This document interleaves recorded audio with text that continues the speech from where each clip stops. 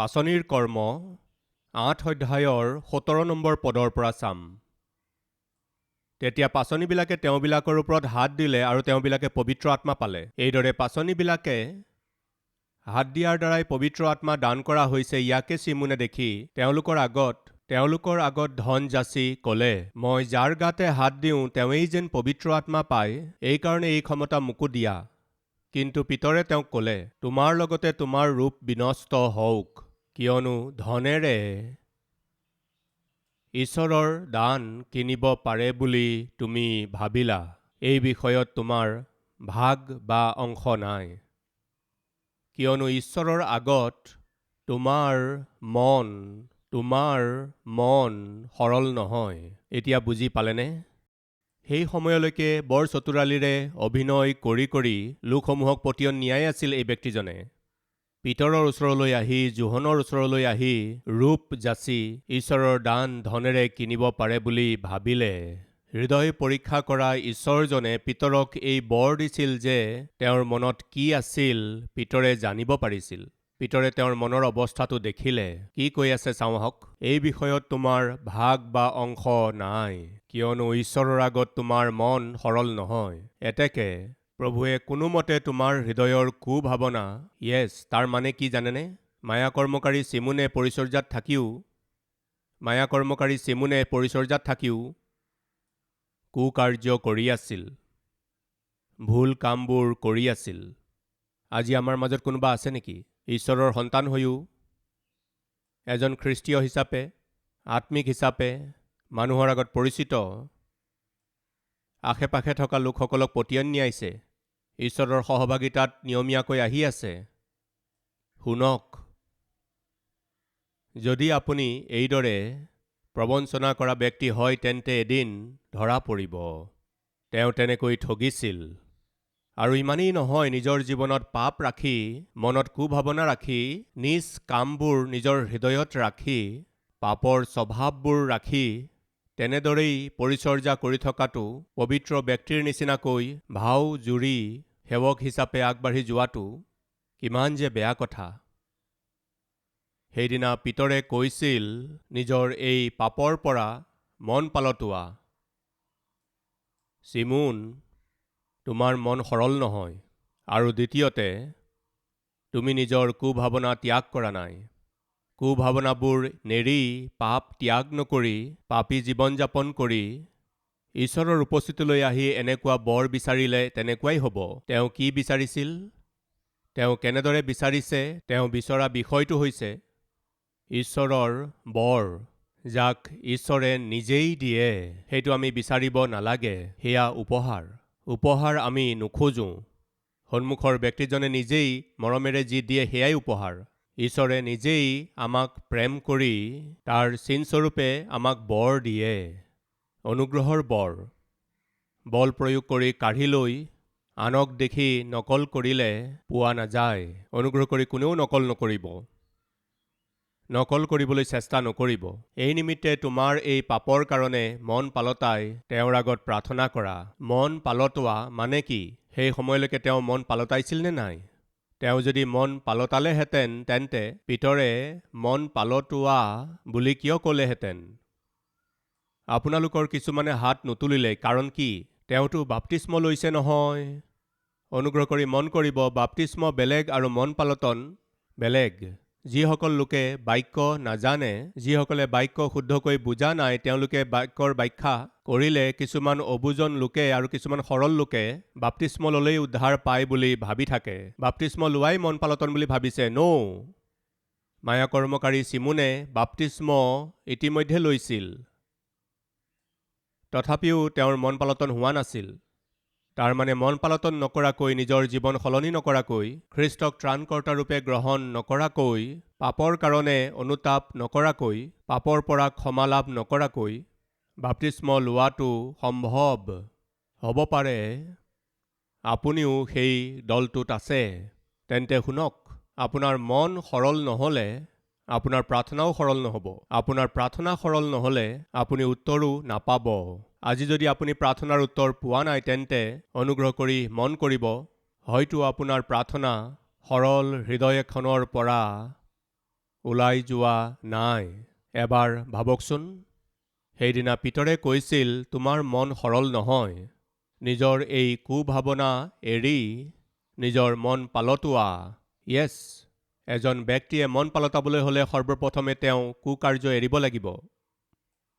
পাপতেই জীৱন যাপন কৰি পাপ কৰ্মবোৰ কৰি পাপৰ অভ্যাসত থাকি খ্ৰীষ্টক ত্ৰাণকৰ্তাৰূপে গ্ৰহণ কৰাটো অসম্ভৱ কথা।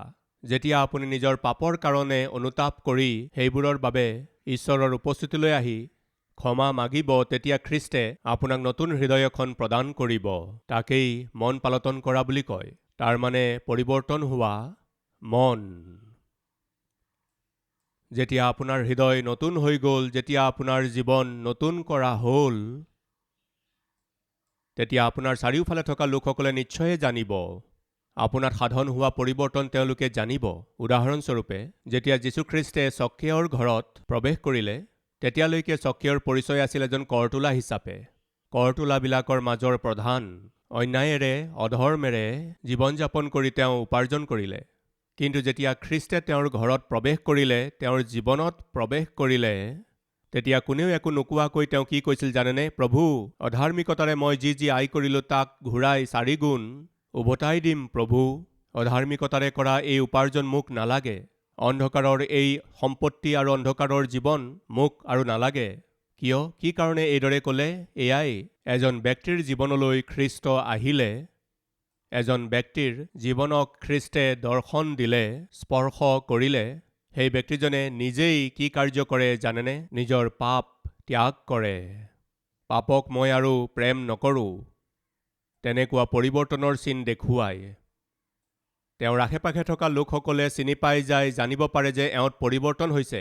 সেই কথা কোৱাৰ পাছতেইতো যীশুখ্ৰীষ্টে কৈছিল যে এওঁ আব্ৰাহামৰ সন্তান। কি কাৰণে? কাৰণ পৰিৱৰ্তন হ'ল। মোৰ প্ৰিয় ভাই আৰু ভনী, পৰিৱৰ্তন আহিছেনে? আপোনাৰ জীৱনত পৰিৱৰ্তন আহিছেনে? পৰিৱৰ্তন নহাকৈয়ে, মন পালটন নকৰাকৈয়ে বাপ্তিস্ম লৈ মণ্ডলীৰ প্ৰভুৰ মেজত সহভাগী হৈ ভক্ত পুৰুষ মহিলাৰ নিচিনাকৈ যদি অভিনয় কৰি আছে, তেন্তে শুনক, এদিন আপোনাক সেই গেটখনৰ ওচৰত ৰাখি দিব। ৰ'বা, কলৈ গৈ আছা? মই স্বৰ্গলৈ গৈ আছোঁ। স্বৰ্গলৈ গৈ আছা? মনে মনে থাকা। তোমাৰ নাম জীৱন পুস্তকত নাই। মোৰ নাম জীৱন পুস্তকত নাই? এয়া কি কথা? মই কোন আপুনি জানেনে? কালবাৰী টেম্পলৰ মই সদস্য। তাতে কি হ'ল? তাতে কি হ'ল? সতীশ কুমাৰ মহোদয়েই মোক বাপ্তিস্ম দিছিল। অ'হ, হয় নেকি? কালবাৰী মাতকো মই বহুতবাৰ সহায় কৰিলোঁ। হা, তেন্তে কিয় কৈছে পিতৰ মহোদয়? এইবোৰৰ একোৱেই আপোনাক স্বৰ্গলৈ নিনিব। এজনী সৰু ছোৱালীয়ে স্বৰ্গত সোমাবলৈ খোজ দিয়াৰ সময়ত স্বৰ্গদূতে সেই সৰু ছোৱালীজনীক সুধিলে, আইজনী, স্বৰ্গত তুমি প্ৰৱেশ কৰিবলৈ ইচ্ছা কৰিছা, কিন্তু তোমাৰ অধিকাৰ কি? এইদৰে সোধোতে ছোৱালীজনীয়ে ক'লে, অধিকাৰ? স্বৰ্গলৈ যাবলৈ মোৰনো কি অধিকাৰ আছে? মোৰ কোনো অধিকাৰ নাই। তথাপিও স্বৰ্গত সোমাবলৈ ইচ্ছা কৰিছা? যীশুখ্ৰীষ্টে নিজৰ প্ৰাণতকৈও অধিক মোক প্ৰেম কৰিলে, মোৰ কাৰণে নিজৰ প্ৰাণ দিলে। প্ৰভুৱে দিয়া সেই বলিদানৰ দ্বাৰা মই পৰিত্ৰাণ পালোঁ। প্ৰভুৰ সন্তান হিচাপে মোক গ্ৰহণ কৰা হ'ল। তাৰ বাহিৰে স্বৰ্গত প্ৰৱেশ কৰাৰ যোগ্যতা মোত একোৱেই নাই। বাইবেলে কৈছে, যিমান লোকে যীশুক গ্ৰহণ কৰিলে, সেই সকলোকে ঈশ্বৰে নিজৰ সন্তান হ'বলৈ ক্ষমতা দিলে। শুনক, হয়তো আপুনি কোনো পাষ্টৰৰ ল'ৰা বা ছোৱালী, বা হয়তো আপুনি কোনো খ্ৰীষ্টীয় পৰিয়ালত জন্ম হৈছে। কেৱল এই কাৰণেই আপুনি স্বৰ্গত প্ৰৱেশ কৰিব নোৱাৰিব। মনোযোগেৰে এবাৰ চিন্তা কৰি চাওক। বাইবেলত আমি দেখিছোঁ, তাত মানুহবিলাকে ঈশ্বৰৰ পৰা খোজে। বাইবেলত এইদৰে লিখা আছে যে তোমালোকে খোজা কিন্তু নোপোৱা। ইয়াৰ কাৰণ হৈছে, তোমালোকে খোজা কিন্তু নোপোৱা, তাৰ কাৰণ হৈছে তোমালোকে কুভাৱনাৰে খোজা, যাতে নিজৰ ভোগবিলাসত মত্ত হোৱা। আমি যি খোজোঁ তাক নোপোৱাৰ কাৰণ কি? ভোগবিলাসৰ কাৰণে খোজোঁ। নিজৰ অৱস্থা পাহৰি আনক দেখি তেওঁলোকৰ সৈতে তুলনা কৰি ঈশ্বৰৰ উপস্থিতিলৈ আহি বিবাদ কৰাৰ দ্বাৰা আৰু ঈশ্বৰে যদি উত্তৰ নিদিয়ে তেতিয়া আমি প্ৰায়ে ঈশ্বৰৰ সৈতেই কিয় নিদিব প্ৰভু মোক এইবুলি আৰু কিছুমানেতো চিঞৰ বাখৰ কৰি কয় আপোনালোকে জানে আৰু তেওঁলোকে জোৰকৈ চিঞৰ বাখৰ কৰি এই বুলি কয় যে পবিত্ৰ আত্মাৰে আমি প্ৰাৰ্থনা কৰিছোঁ। প্ৰিয়সকল মন কৰিব এয়া পবিত্ৰ আত্মাৰ কাৰ্য নহয়। ঈশ্বৰে আমাক ভয়ৰ আত্মা দিয়া নাই কিন্তু সামৰ্থ্য প্ৰেম আৰু ধৈৰ্যৰ আত্মা দিছে।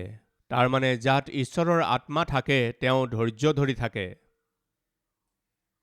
ইন্দ্ৰিয় নিয়ন্ত্ৰণত থাকে, কিন্তু নিয়ন্ত্ৰণ হেৰুৱাই যি আচৰণ ব্যৱহাৰ কৰা হয় বা প্ৰাৰ্থনা কৰা হয় অনুগ্ৰহ কৰি শুনক, সেয়া পবিত্ৰ আত্মা ঈশ্বৰৰ দ্বাৰা এজন ব্যক্তিত দেখা পোৱা চিন কোনোপধ্যে নহয়। অনুগ্ৰহ কৰি মোক ভুল নুবুজিব। অনুগ্ৰহ কৰি আপোনালোকে বাক্য বুজাটো মই বিচাৰিছোঁ। তেওঁ পৰিচৰ্যাত আছে, বাপ্তিস্ম লৈ লৈছে, পৰিচৰ্যাত সহযোগ কৰি আছে, কিন্তু দুখ লগা কথাটো হৈছে তেওঁ পাপতেই চলি আছে। তেওঁৰ মন সৰল নহয়, বাহিৰে বাহিৰে নাটক কৰি আছে, মানুহক তেনেকৈ পতিয়ন নিয়াই আছে। ফলস্বৰূপে সেই দিন এদিন আহি গ'ল, তেওঁৰ আন্তৰিক জীৱন বাহিৰত প্ৰকাশ হৈ গ'ল। তোমাৰ এই পাপৰ কাৰণে মন পালতাই তেওঁৰ আগত প্ৰাৰ্থনা কৰা। প্ৰভুৱে কোনোমতে তোমাৰ হৃদয়ৰ কুভাৱনা কিজানি ক্ষমা কৰেই। তোমাৰ মন পিতৰে যেতিয়া তেওঁক মন দি চালে, তোমাৰ মন, কিয়নো মই দেখিছোঁ তুমি তিতাপিত্ত আৰু অধৰ্মৰূপ বন্ধনত আছা। মই দেখিছোঁ, ইয়াৰ অৰ্থ কি জানেনে? তুমি পাপৰ বন্ধনত বন্দী হৈ আছা। মই স্পষ্টকৈ বুজি পাই গৈছোঁ। মই আত্মিক দৃষ্টিৰে যেতিয়া চাইছোঁ তুমি অধৰ্মৰ সকলো বন্ধনেৰে বন্ধনত আছা। মই অনুভৱ কৰিছোঁ। চাওক কি বুলি কৈছে 23 নম্বৰ পদ, কিয়নো মই দেখিছোঁ তুমি তিতাপিত্ত আৰু অধৰ্মৰূপ বন্ধনত আছা। বাহিৰে কেনেকুৱা দেখাইছে? পৰিচৰ্যাকাৰী, সহযোগ, শুভবাৰ্তা, সাক্ষ্য, এইবোৰ দেখা গৈছিল, কিন্তু বাস্তৱিকতে তেওঁৰ ভিতৰত কি আছিল? পাপ। তেওঁত মন পালটন নাছিল। তিতা পিত্ত অধৰ্মৰূপ বন্ধনে তেওঁক বান্ধি ৰাখিছিল। ভিতৰিতো তেওঁ পাপৰ বন্ধনত আছিল আৰু বাহিৰে বাহিৰে তেওঁ মানুহক প্ৰবঞ্চনা কৰি আছিল। আছে নেকি আমাৰ মাজত? ভিতৰি ভিতৰি ঈশ্বৰৰ বিৰুদ্ধে জীৱন যাপন কৰি বাহিৰে বাহিৰে ঈশ্বৰৰ অনুকূল যেন আমি দেখুৱাই আছোঁ যদি, তেন্তে আপুনি নিজকেহে ঠগাই আছে, ঈশ্বৰক ঠগাবলৈ চেষ্টা কৰি আছে। অনুগ্ৰহ কৰি শুনক, ঠগ নাখাব। ঈশ্বৰক ইটিকিং কৰা নাযায়। মানুহে যি বয় তাকেই দাব। আপুনি কেনেকুৱা প্ৰাৰ্থনা কৰে? মায়াকৰ্মী চিমুনৰ নিচিনা প্ৰাৰ্থনা কৰেনে? বৰ বৰ বৰ বৰ। কিছুমান লোকৰ এয়াই প্ৰাৰ্থনা থাকে, বৰ বৰ বৰ বৰ, এয়াই প্ৰাৰ্থনা। আৰু কিছুমানে আত্মা আত্মা আত্মা আত্মা আত্মা আত্মা। অনুগ্ৰহ কৰি মন কৰিব, মই কাকো আলোচনা কৰা নাই। বৰ, তাৰ অৰ্থ কি? গিফ্ট। গিফ্ট বাইবেলত বৰ সুন্দৰকৈ আছে। যীশুখ্ৰীষ্টক বিশ্বাস কৰা, তাতে তুমি পবিত্ৰ আত্মাৰ বৰ পাবা। বৰ মানে যিটো নোখোজাকৈ দিয়া হয়। সেইদিনা নোখোজাকৈ ঈশ্বৰে তেওঁলোকক দিছিল।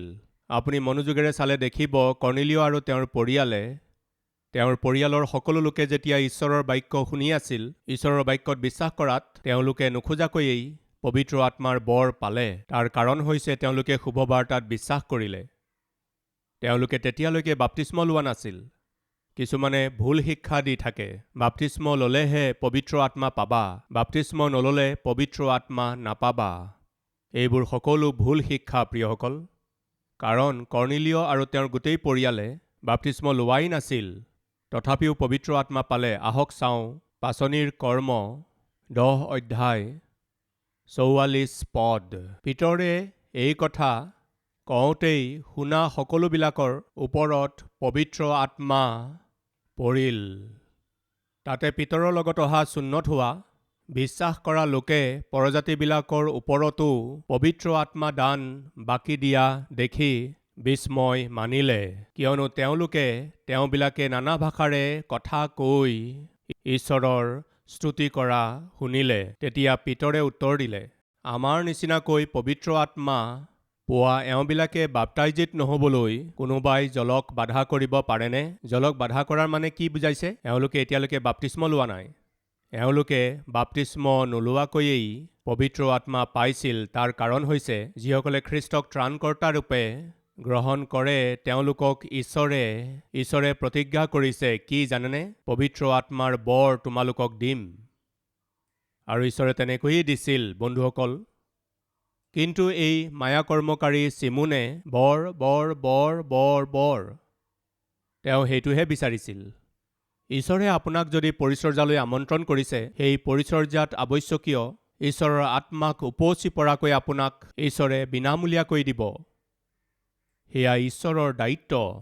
মোৰ ল'ৰাটোক যদি মই পঢ়ুৱাবলৈ বিচাৰোঁ, তাক প্ৰয়োজনীয় কিতাপ পত্ৰ কিনি দিয়াৰ দায়িত্ব কাৰ কওকচোন? বাপেক হিচাপে মোৰ। সেয়া মোৰ দায়িত্ব। পঢ়া শুনাত তাৰ প্ৰয়োজন হোৱা কিতাপ কানি আনি দিয়াৰ দায়িত্ব মোৰ। ঈশ্বৰে আপোনাক যদি পৰিচৰ্যাৰ কাৰণে আমন্ত্ৰণ কৰিছে, তেন্তে সেই পৰিচৰ্যাৰ কাৰণে প্ৰয়োজনীয় শক্তি সামৰ্থ্য দিয়াৰ দায়িত্ব ঈশ্বৰৰ। এই কথাটো অনুগ্ৰহ কৰি আপুনি বুজি পোৱাটো মই বিচাৰিছোঁ। বৰ লাগে এই বুলি কামনা কৰিছিল। শেষত পিতৰে তেওঁক কৈ দিলে, কি ক'লে জানেনে? তোমাৰ এতিয়া মন পালটনেই হোৱা নাই। পৰিত্ৰাণ কি তুমি তাক নাজানাই? মই দেখিছোঁ যে অধৰ্মৰূপ বন্ধনত তুমি বান্ধ খাই আছা।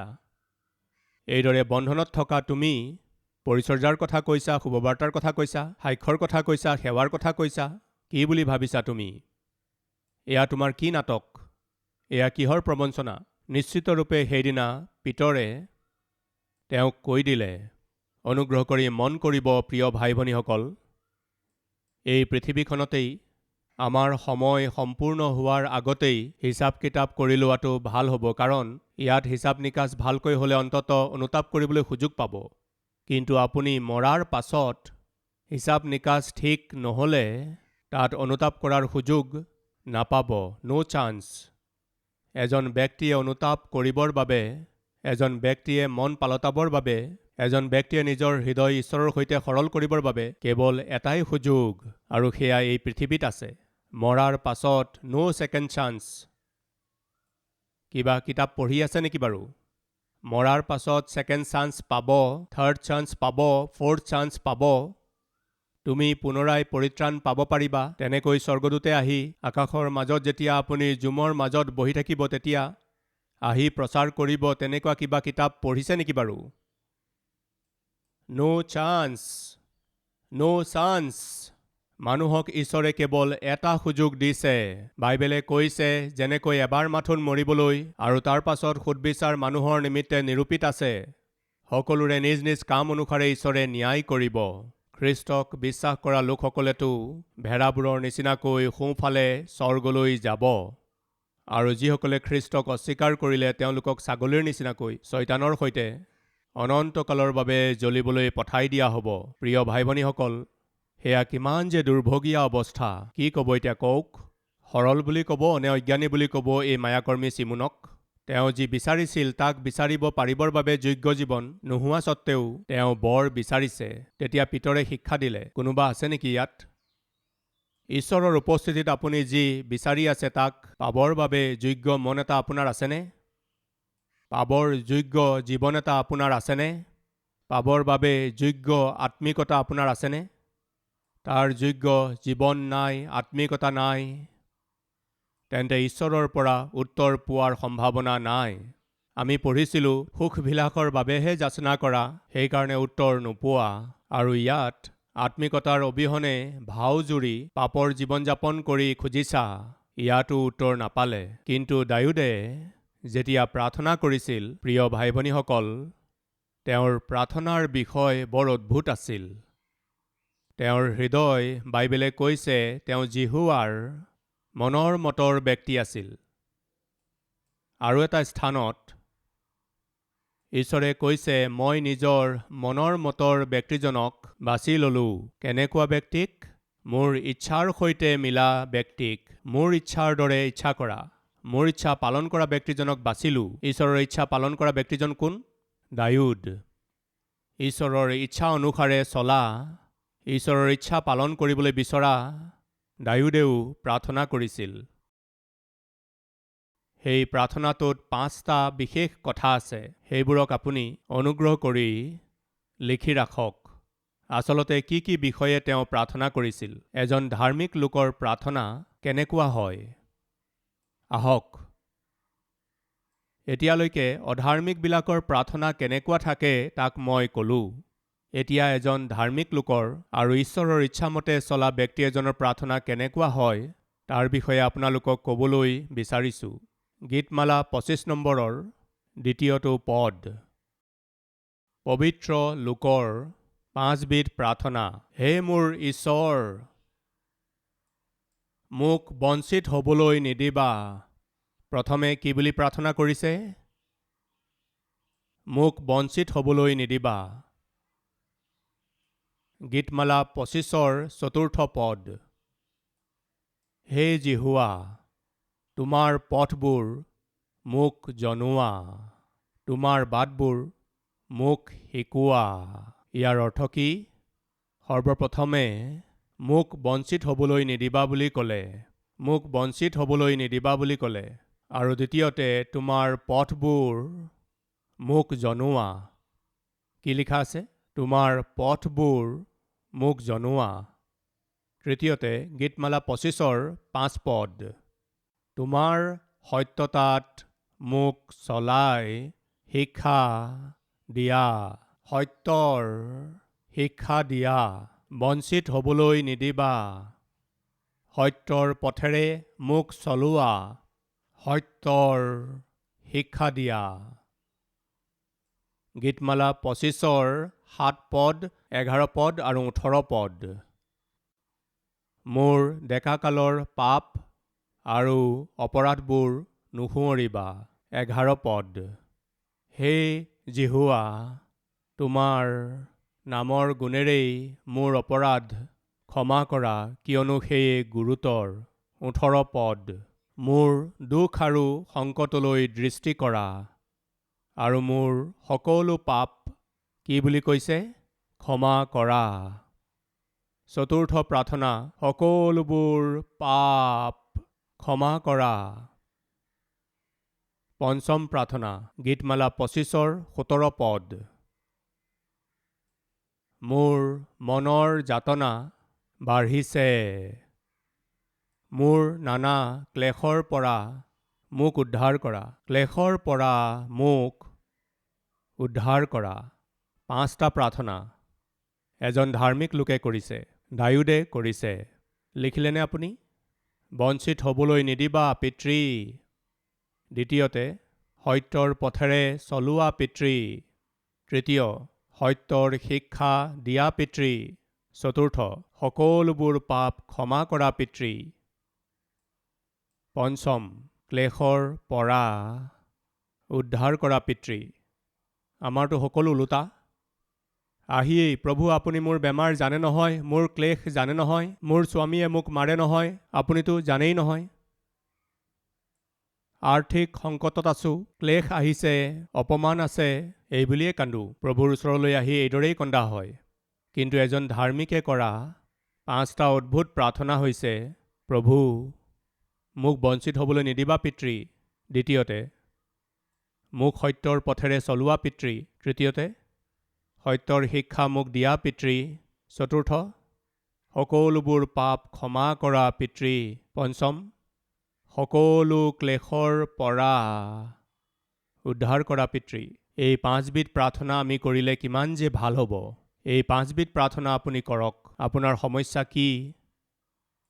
সকলোবোৰ পাপ কি কি আপুনি জানে? প্ৰভুক কওক, বঞ্চিত হ'বলৈ নিদিব। সত্যৰ শিক্ষা মোক দিয়ক, সত্যৰ পথেৰে মোক চলাওক। সকলো পাপক ক্ষমা কৰক পিতৃ, সকলো ক্লেশক দূৰ কৰক পিতৃ। প্ৰাৰ্থনা কৰিম আহক। প্ৰত্যেকেই প্ৰাৰ্থনাত সহভাগী হওক।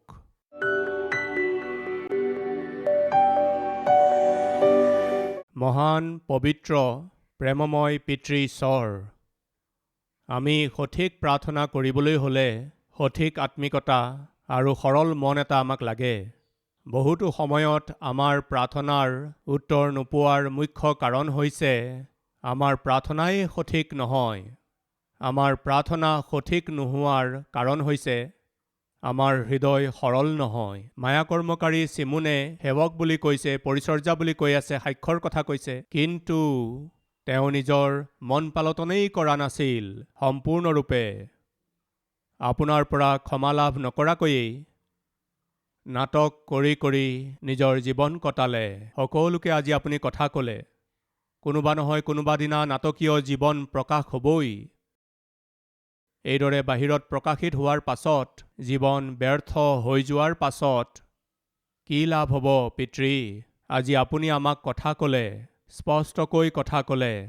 আত্মিক এই কথাবোৰ শুধৰিবলৈ চিন্তা কৰা প্ৰতিজনে ইয়াক শুনি পৰিত্ৰাণ পাবলৈ সহায় কৰক। পিতৃ, এজন ধাৰ্মিকৰ প্ৰাৰ্থনা কেনেকুৱা হয় সেয়া ডায়ুদে শিকাইছে। পিতৃ, বঞ্চিত হ'বলৈ নিদিব, সত্যৰ পথেৰে আমাক চলাওক, সত্যৰ শিক্ষা দিয়ক, সকলোবোৰ পাপ ক্ষমা কৰি দিয়ক, সকলোবোৰ ক্লেশ দূৰ কৰি দিয়ক। এই প্ৰাৰ্থনা আমি আপোনাৰ সন্তানসকলে কৰিছোঁ। সকলো ক্লেশৰ পৰা ওলাই আনন্দ আৰু শান্তিৰে আপোনাৰ আৰাধনা কৰা জীৱিত সাক্ষ্য হিচাপে পিতৃ আমাক এই পৃথিৱীত আমাক থিয় কৰক।